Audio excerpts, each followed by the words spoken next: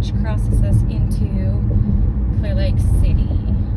You'll see one of our signs out there, which is great. So this is lunchtime on a Thursday.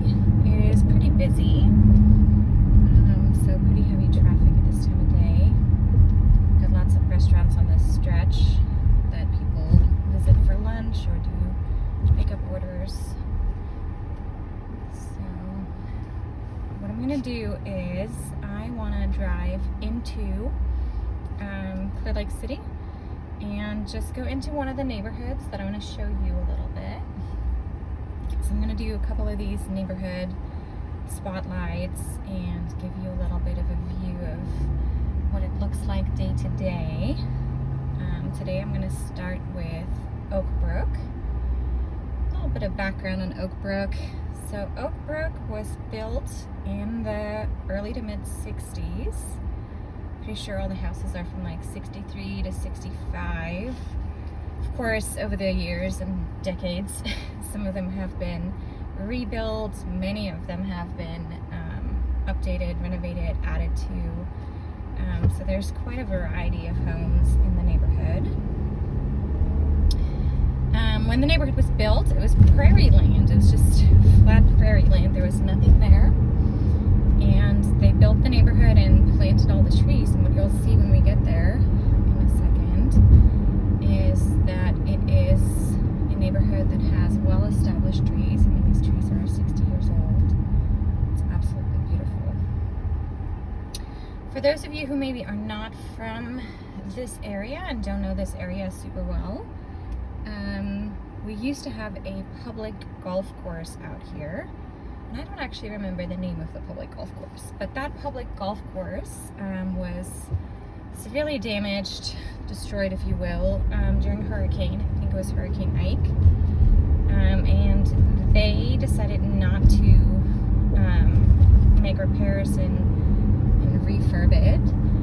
And for a long time, it took a very long time to come up with a solution. There were debates on whether or not to convert this public golf course into land to be sold for apartment complexes or just parkland. What they ended up coming up with is a project called Exploration Green.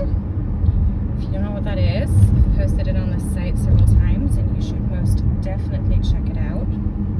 Exploration Green is a combination of a nature reserve and water retention system and essentially public parkland.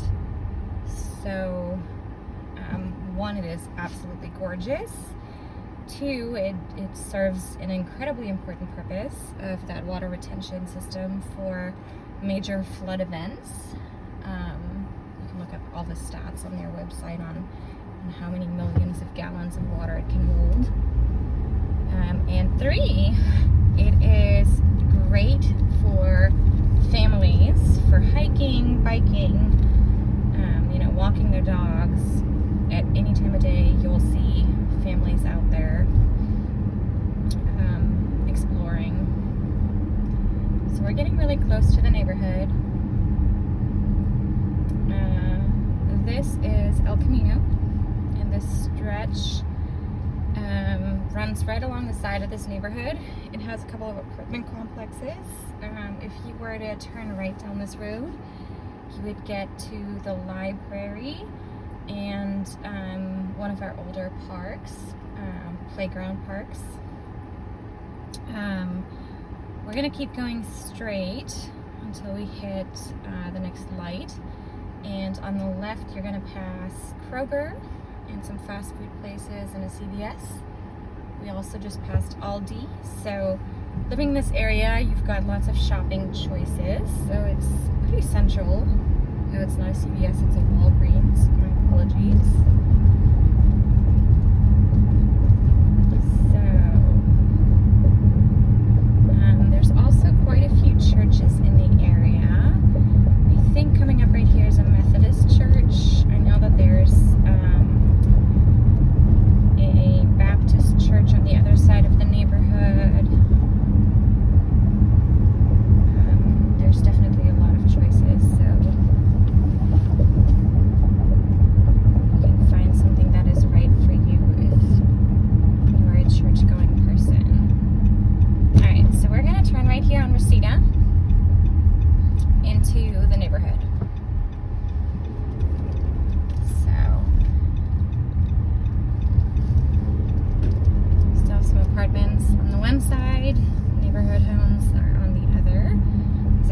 got lots of established trees. We are going to cross. We're going to cross the section of Exploration Green right here. So you will see that. So I'm going to swivel this a little bit for you for a second, just so you get a better view.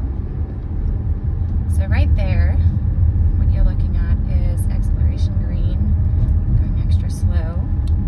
We've got water retention. This is actually section 1, or phase 1, which is the nature reserve, bird wildlife sanctuary part.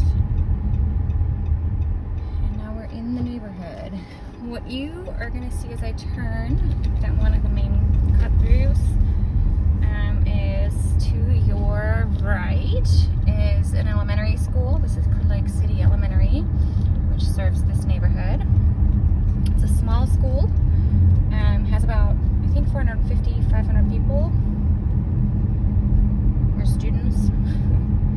I think it's about 4 years in each grade level. And as you see, as we're going through, it's trash day. Not necessarily the greatest day to film, sorry about that. But this is one of the main stretches. I'm gonna go down, let's go down this road. I'm gonna just go down Buccaneer, no, Beachcomber. So, just one of the cross streets to give you a better idea of what this neighborhood looks like, feels like. There's a home for sale right here. Actually, 2 homes for sale across the street from each other. So, as I said, beautiful established trees. To tell you a little bit more about the neighborhood that I think is really key and makes it a very attractive place to live is that it is incredibly diverse. So you have a lot of people that have lived here since the homes were built, so you still have the first generation of homeowners here. Now they, of course, are a little bit older, so you have an older generation.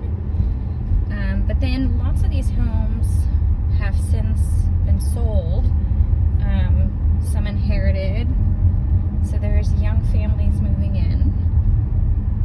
And it is also culturally incredibly diverse.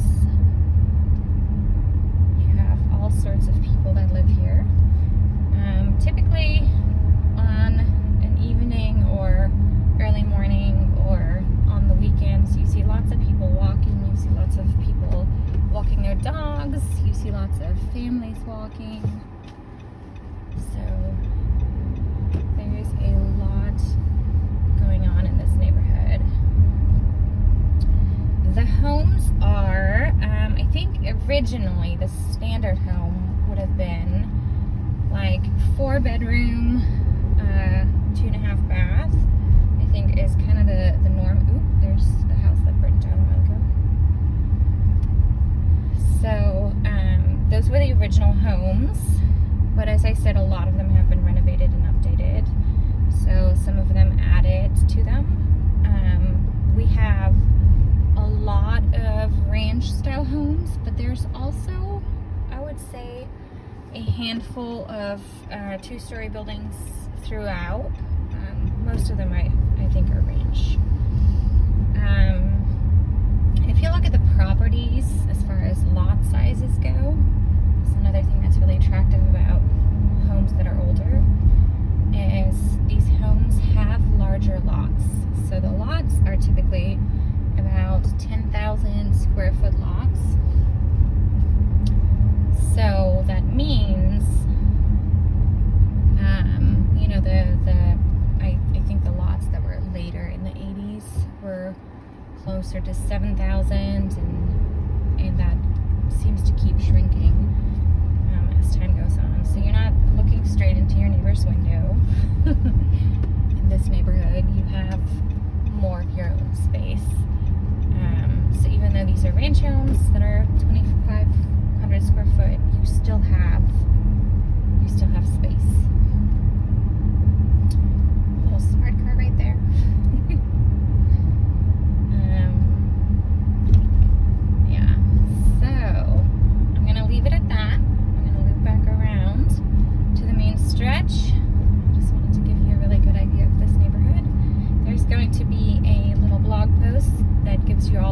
information as well if you're interested. And yeah, hope you liked your tour of Oakbrook.